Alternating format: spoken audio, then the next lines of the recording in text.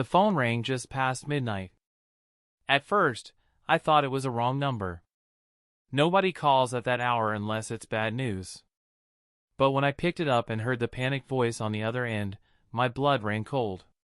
"Your grandpa's hurt. He's in the hospital. You'd better get here fast." I didn't wait for details.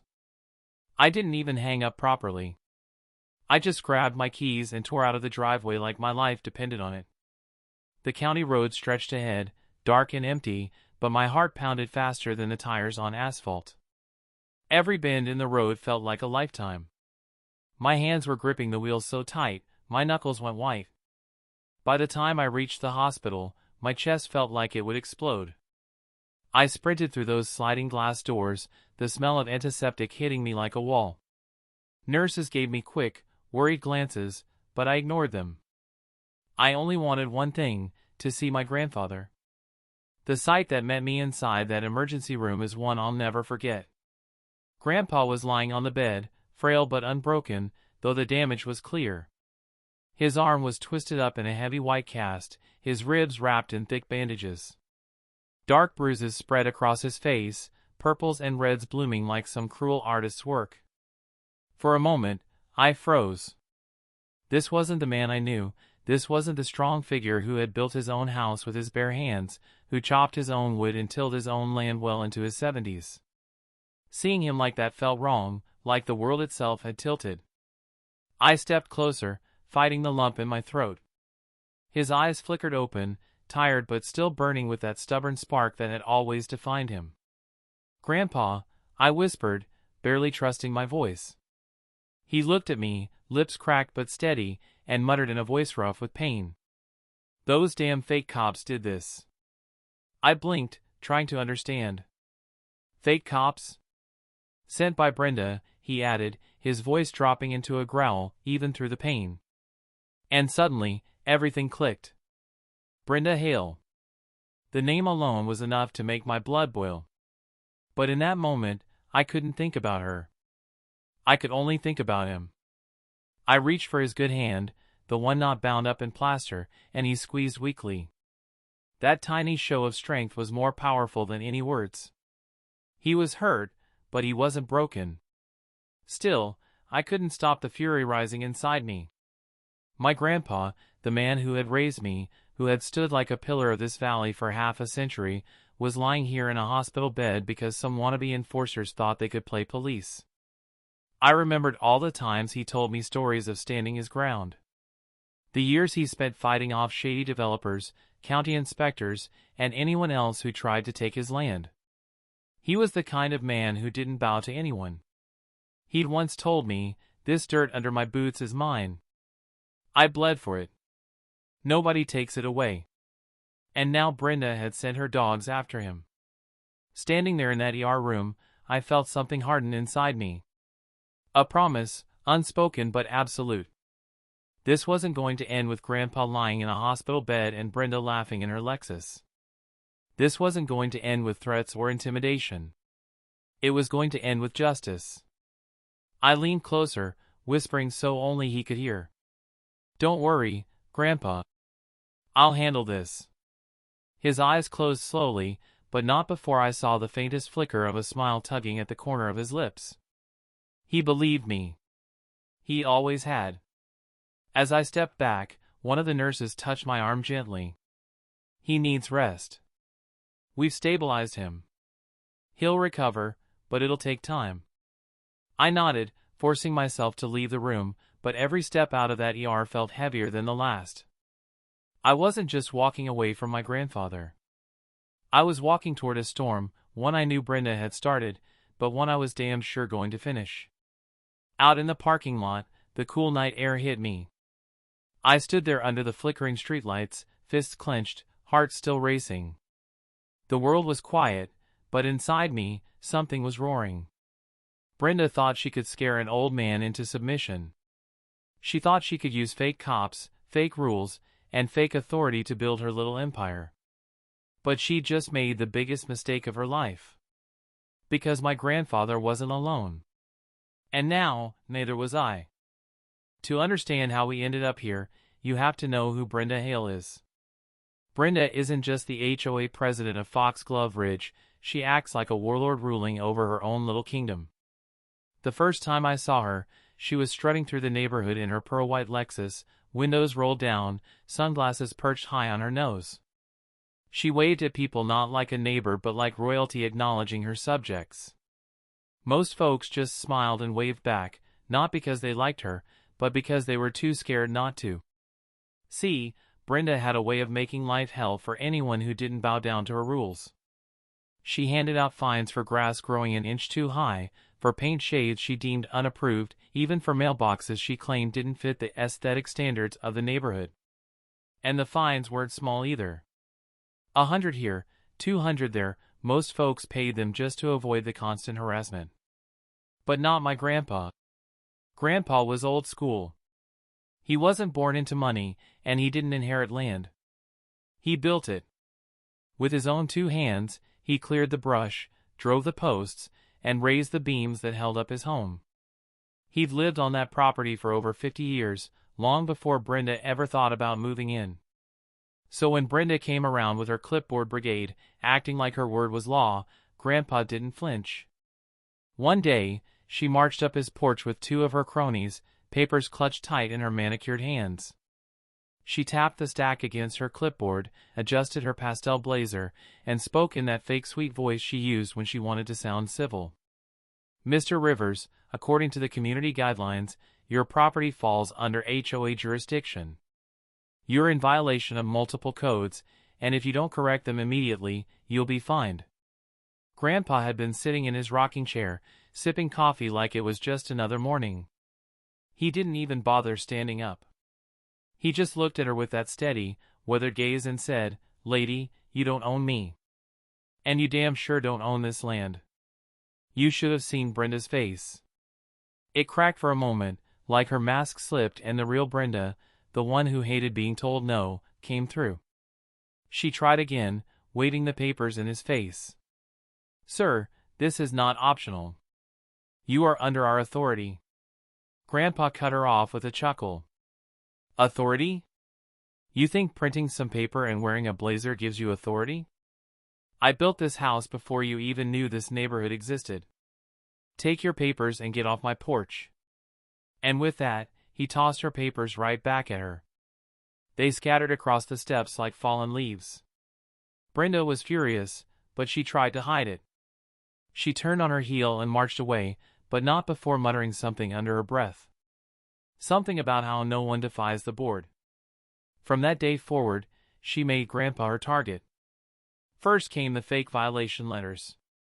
Envelopes slid into his mailbox, each stamped with HOA letterhead, each claiming new fines. Grandpa didn't even read them. He just tossed them into the fireplace and watched them burn. Then came the threats of liens, warnings that his property could be seized if he didn't comply. Grandpa laughed. He'd dealt with county officials, state inspectors, even lawyers trying to strong-arm him before. Brenda was nothing but a mosquito buzzing around his ear. But Brenda wasn't used to people standing up to her. The more Grandpa ignored her, the more it drove her insane. Neighbors whispered about it. Some admired Grandpa's defiance, but most shook their heads, saying, "You don't cross Brenda if you want peace." That was exactly how she kept control, through fear and silence. But Grandpa wasn't built for silence. He'd lived too long, fought too hard, and worked too much to let some power-hungry woman in a pastel blazer tell him what he could or couldn't do on his own land. Every time she tried to pull a fast one, he pushed back harder. It became a battle of wills, her fake authority versus his unshakable independence. And while she tried to act like it was just business, everyone could see it was personal. Brenda hated him for one reason: he was the one man she couldn't control. What Brenda didn't realize, what she couldn't realize, was that she was digging her own grave. Every dirty trick, every fake letter, every threat, it was all building towards something bigger. She thought she was tightening the leash. What she was really doing was lighting a fuse. And soon enough, that fuse was going to blow. For weeks, Brenda's war simmered just beneath the surface. Fake violation letters came and went. Threats piled up. Neighbors kept their heads down, whispering about the man who defied Brenda. But no matter how much she schemed, Grandpa didn't bend. Brenda wasn't used to losing. And when a tyrant's pride is wounded, they don't stop, they escalate. It started with small things. A couple of men loitering at the edge of Grandpa's property, pretending to be inspectors. A black SUV crawling past his driveway late at night. Then, one evening, heavy boots stomped across his porch. It was just past midnight when they came, the so-called HOA cops. 3 of them. Dressed head to toe in black tactical vests, boots laced high, patches stitched across their chests that read HOA cops in bold white letters. Their uniforms looked official at first glance, but if you looked close, the details were cheap. Plastic badges that probably came from some online store, Velcro patches, gear that rattled when they moved. They pounded on Grandpa's front door like they had a warrant. "Open up!" HOA enforcement, one of them barked. His voice carried the false confidence of a bully who thought a costume made him powerful. Grandpa, being the man he was, didn't hide. He didn't cower. He pulled open that door, cast iron lamp lighting up the porch. His hair was silver, his face lined with years, but his spine was still straight. "You boys lost?" he asked calmly, voice gravelly from age but steady as stone. The tallest one smirked. "We're here to enforce compliance. You've been ignoring violations. That ends tonight." Grandpa crossed his arms. "You ain't cops. You don't get to enforce anything." They stepped closer, boots scraping against the wood of the porch. The leader shoved a piece of paper in Grandpa's face. "This is an official order." Before he could finish, Grandpa slapped the paper right out of his hand. It fluttered into the dirt like trash. "You can shove your order where the sun don't shine," Grandpa growled. That was the moment things turned. The fake cops dropped the act. They surged forward, shoving Grandpa back inside. His chair toppled, the lamp crashed against the wall, sparks scattering across the floor. The house echoed with the sound of violence. "Old man thinks he's tough," one of them jeered, slamming him against the wall. Grandpa fought back. Even in his 70s, he swung with everything he had. His fist connected with one thug's jaw, sending him stumbling. For a second, it looked like Grandpa might actually hold them off. But 3 against 1 isn't a fair fight. The second thug rushed him, driving a fist into his ribs. A sickening crack echoed through the room. Grandpa gasped, staggering, but didn't fall. He grabbed the thug's vest, yanking him forward, head-butting him hard enough to draw blood. That was when the third one struck, twisting Grandpa's arm behind his back. The old man struggled, but age has its limits. There was another crack, this one sharper, crueler. His arm gave way. Grandpa collapsed, pain searing through his body. His breaths came in ragged gasps, sweat beading across his bruised face. The leader stood over him, sneering. "Should have just paid your fines, old man." Then they left, just like that. No police, no ambulance, no report. Just 3 cowards in cheap uniforms walking back into the night, leaving him crumpled on the floor. Neighbors later said they heard shouting. They heard the crash, the cracks, the struggle. But no one came. No one wanted to get on Brenda's bad side. Fear kept their doors locked, their curtains drawn. It was hours before anyone found him. Hours before help came. By the time he reached the hospital, his arm was broken clean through, ribs fractured, face swollen from bruises. The doctors did what they could, wrapping him in bandages, setting his bones. But nothing could erase the fact that he'd been attacked in his own home. And for what? For daring to say no. That night became the breaking point. Brenda had crossed the line from petty fines and threats into outright violence. She thought she could send her thugs, break his bones, and make him bow. But she didn't know my grandpa. And she didn't know me. Because what she saw as victory was just the start of a war she couldn't control. The week after Grandpa's attack, I didn't sleep much. Every time I closed my eyes, I saw him on that ER bed, arm locked in plaster, ribs bandaged, face bruised beyond recognition. The rage simmered in me like molten steel. And the more I thought about it, the more one name rose to the surface like poison in water. Brenda Hale. She thought she was untouchable, hidden behind her pastel blazers, fake rules, and hired muscle. But I knew where she'd be every second Tuesday of the month, perched at the front of Foxglove Ridge's community hall, presiding over her little kingdom like a queen with a clipboard crown. That's where I went.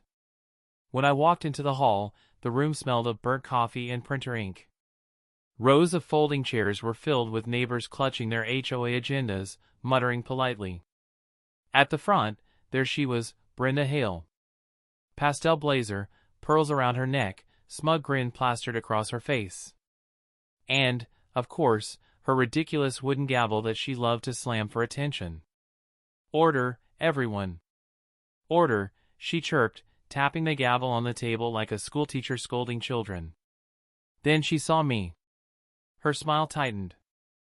"Mr. Rivers," she said, voice dripping with fake sweetness. "What a surprise. Are you here to finally discuss your grandfather's many violations?" I didn't sit. I didn't answer right away. I just stood there in the aisle, the weight of every eye in the room pressing down on me. Then, slowly, I held up a photo. Gasps rippled through the crowd.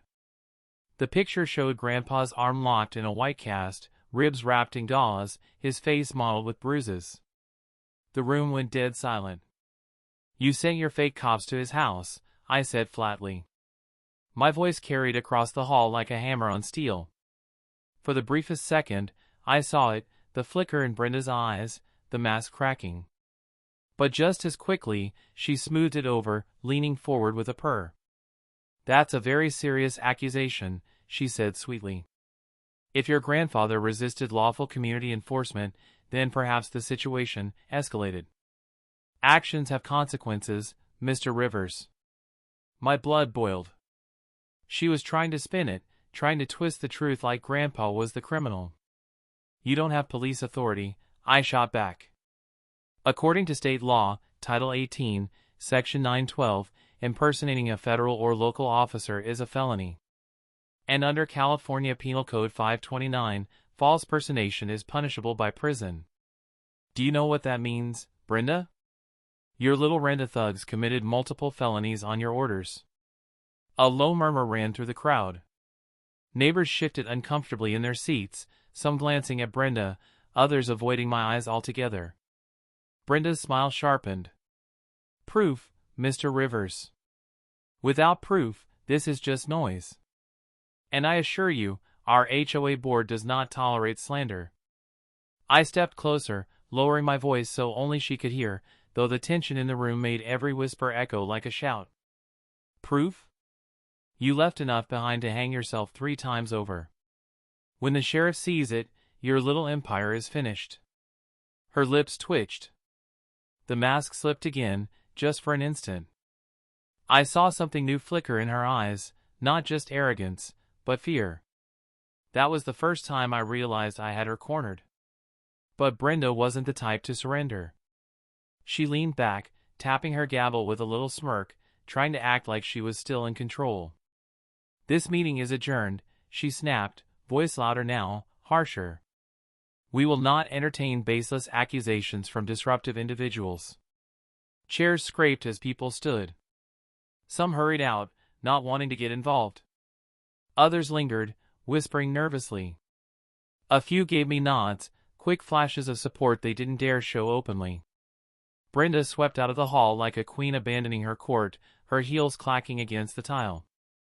But I caught the way her hand trembled just slightly as she clutched her papers. She could play calm all she wanted.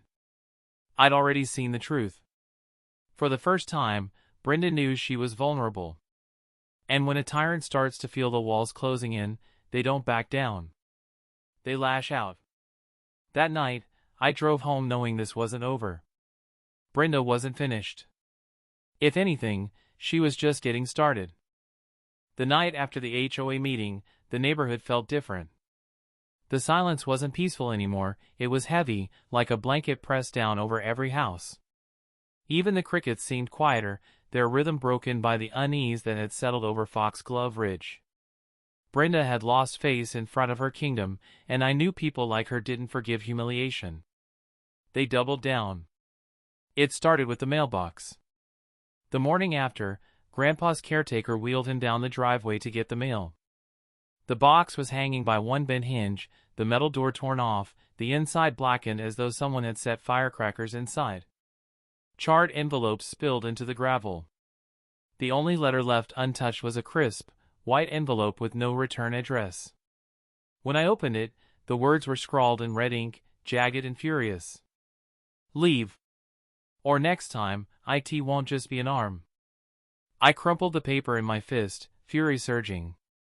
Whoever wrote it thought threats would scare us off. But all it did was fuel the fire burning in my chest. That night, I stayed over at Grandpa's house. The old man couldn't even sleep properly with his broken arm and cracked ribs. Every creak of the wooden floor made him stir, his good hand tightening on the baseball bat he kept by his bed. They think they can break us, he muttered. But this house is mine. They'll bury me before I let Brenda take it. I sat by the window, eyes scanning the street, and for hours, nothing moved. But around 3 a.m., I caught it, a dark SUV creeping past, headlights off, slowing when it reached Grandpa's gate. My blood ran cold. I slipped out the back door, crouching low by the hedges. The SUV idled for a moment before rolling on. Whoever it was, they wanted us to know they were watching. The next blow came 2 days later. I stepped outside to find my truck sitting low on the driveway. All 4 tires slashed, rubber torn open like wounds. On the windshield, another note, this one taped crudely in the center. Keep pushing, and you'll be next. I called the sheriff's office. The deputy listened politely, took my statement, even photographed the notes. But the moment I mentioned the words HOA cops, his expression shifted. We'll look into it, he said. But his tone told me everything. There'd be no follow-up. Brenda's reach didn't stop at fake fines and thugs, she had friends and places that mattered. Grandpa wasn't rattled, though. Bruised, bandaged, broken, but not rattled. He sat on the porch that evening, sipping sweet tea like he had all the time in the world. They're scared, he said simply. Scared men make mistakes. Let them show their hand. But I was rattled. Every night, I found myself checking locks twice, peering into shadows, listening for footsteps. The neighborhood had turned into enemy territory. Even the neighbors, people who'd known Grandpa for years, kept their distance, afraid to be seen talking to us. The isolation was the worst part. Brenda wanted us boxed in, alone, easy to target. And slowly, it was working. But fear can only suffocate you for so long before it hardens into something else. The turning point came a week later, when I found Grandpa sitting at the kitchen table with a half-smile on his face, a photo in his hand. What's that? I asked. He slid it over to me. The photo showed one of Brenda's so-called enforcers, the same thug who'd twisted Grandpa's arm until it snapped. But this time, he wasn't in black tactical gear. He was in a leather vest covered in patches, standing at a biker rally on the edge of town. You recognize that logo? Grandpa asked. I did. My cousin Ray rode with that MC. They didn't take kindly to posers. Suddenly, everything shifted. Brenda thought she was playing a game she controlled. But she had no idea whose toes she'd stepped on. The fear that had been choking me all week lifted, replaced with something sharper. Hope. And a little bit of vengeance. Brenda wanted war? She was about to get one. The rumble came before the sight. It started as a low vibration rolling through the valley, like a storm building on the horizon.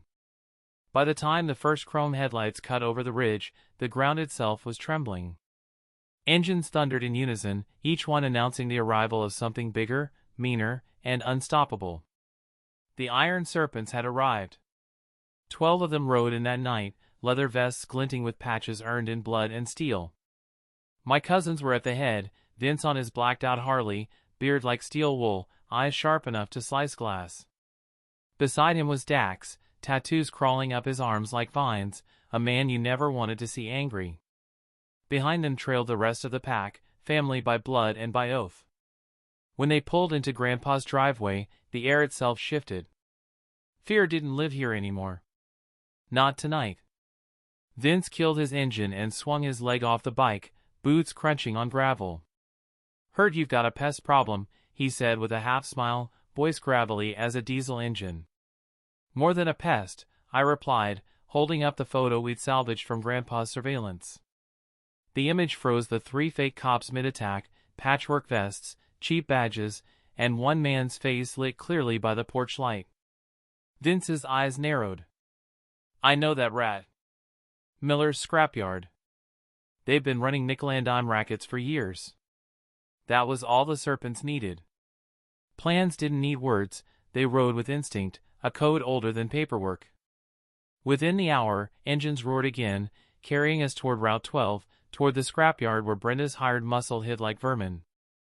The sun had just slipped behind the hills, and the sky burnt orange as we rolled up.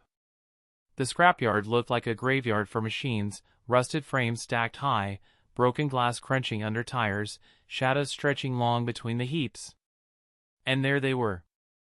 3 men, the same ones who'd left Grandpa broken on his own porch, smoking cigarettes and laughing around a barrel fire. They froze when they saw us, the laughter dying on their lips. One still had bruises on his knuckles, the same knuckles that had snapped Grandpa's arm. Engines cut. Silence fell, heavy and dangerous. "You boys like breaking old men's bones?" Vince's voice carried like a shotgun blast. The tallest thug sneered, trying to mask his fear. "We were just enforcing community safety." That old man got what he deserved. Wrong answer. Before another word could leave his mouth, Vince lunged. His fist met the thug's gut with a dull, wet thud, the man folding like a busted accordion. Gasps echoed against steel piles as the other 2 scrambled. The second thug pulled a knife, blade flashing under the firelight. He barely had time to raise it before Dax was on him, twisting his arm until the blade clattered to the dirt, then driving him face first into the hood of a rusted car. Metal buckled under the impact. The third thug panicked, bolting for the chain-link fence at the far end. But I was already there. Delta training took over, 1 pivot, 1 sweep, and his legs went out from under him. He hit the gravel hard, coughing up blood as I pinned him down with my boot. No weapons. No guns. Just fists, boots, and the raw weight of justice. When it was over, all 3 of Brenda's so-called HOA cops were on the ground, whimpering like children. Vince crouched low, grabbing the first thug by the vest and yanking him up close. "This is interest for Grandpa," he growled, his eyes burning with a fury only family can summon. "Next time, it won't stop at broken ribs." The men begged, but mercy wasn't in the Serpents' vocabulary tonight. We stripped them of their knockoff uniforms, the fake patches and badges that had given them false power. Vince tossed the garbage into the fire barrel, flames licking high as the plastic bubbled and turned to ash. Smoke curled into the night sky, carrying a single message. Their little masquerade was over.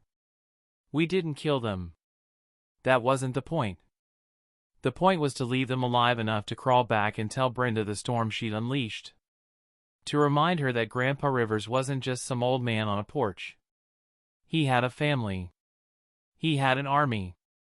By the time we rode out, engines growling like thunder, the scrapyard was silent except for the cries of broken men.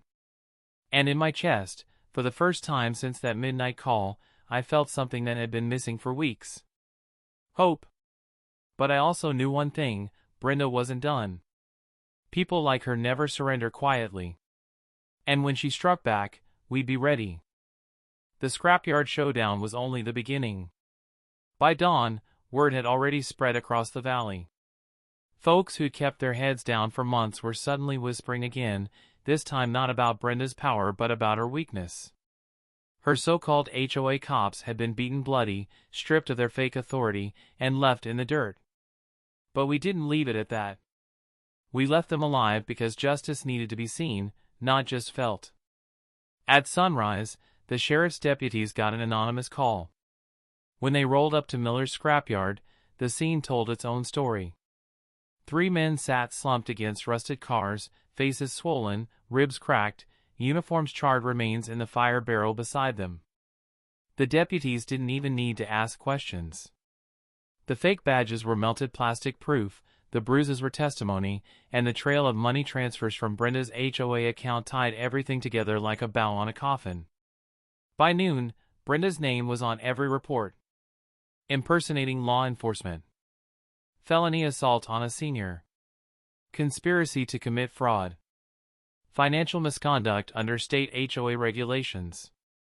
The net was closing, and Brenda didn't even know it yet. That evening, Foxglove Ridge held another community meeting. The folding chairs were out, the stale coffee brewed, the agenda sheets stacked neatly on every seat. But the air was different this time, charged, expectant, like the whole neighborhood knew something was about to break. Brenda strutted to the front as always, pastel blazer pressed, gavel in hand. But the smugness in her eyes was dimmer now, cracked at the edges. She slammed the gavel down with a sharp crack. Order! Order, everyone. We have pressing matters. That's when the doors at the back swung open. 2 sheriff's deputies stepped in, boots echoing against the linoleum. The entire room went silent. Brenda froze, mid-sentence, her eyes flicking between the uniforms and the neighbors. Brenda Hale, one deputy called. Her smile twitched, faltered. This must be a misunderstanding. The deputy didn't bother answering. He strode down the aisle, cuffs already in hand. When he reached her, Brenda tried to step back, clutching her gavel like it could save her. I am the president of this community, she snapped, her voice high and sharp. You can't treat me like some criminal. But the deputies didn't hesitate. The gavel clattered to the floor as cold steel locked around her wrists. You are under arrest for aiding and abetting felony assault, conspiracy to commit fraud, and impersonation of law enforcement. You have the right to remain silent. The words echoed through the hall. Some neighbors gasped. Others exchanged glances, relief flooding their faces. For the first time, the fear Brenda had ruled with was gone. And then something unexpected happened. Applause. It started small, a single pair of hands clapping at the back. Then another. Then another. Until the entire hall was filled with the sound of neighbors cheering, voices rising like a wave crashing over Brenda's little kingdom. Her empire crumbled right there, not with fire or fists, but with the collective relief of people finally free from her chokehold. The HOA board wasted no time. That very night, they voted unanimously to remove Brenda from her position. All her fines, threats, and fake authority dissolved like dust in the wind. Back at Grandpa's house, the mood was lighter than it had been in weeks. He sat on the porch, arm in a cast, ribs still wrapped, but his spirit shining brighter than ever. A steaming mug of coffee warmed his good hand as he looked out across the land he'd built with his own sweat. When the news came over the radio, Brenda Hale, former HOA president, arrested today on multiple felony charges, Grandpa chuckled, shaking his head. You boys did good, he said quietly. Real good. The Iron Serpents sat with him, engines cooling in the driveway, chrome still gleaming under the setting sun. Vince leaned back in his chair, arms crossed, a satisfied grin under his beard. Family takes care of its own, he muttered. The valley was quiet again, not with fear, but with peace. No more threats slipped under the door. No more fake cops pounding on the porch. Just the whisper of the wind through the trees and the steady rumble of bikes as the serpents rode off into the night, justice echoing in their wake. For once, it felt like the land itself could breathe again. And as Grandpa raised his cup, smiling against the fading light, I knew this fight wasn't just about him or us, it was about every family who refuses to bow to bullies. Brenda had thought she was untouchable. But in the end, she learned the hard way, when you come after one of us, you come after all of us. And the Iron Serpents never ride halfway.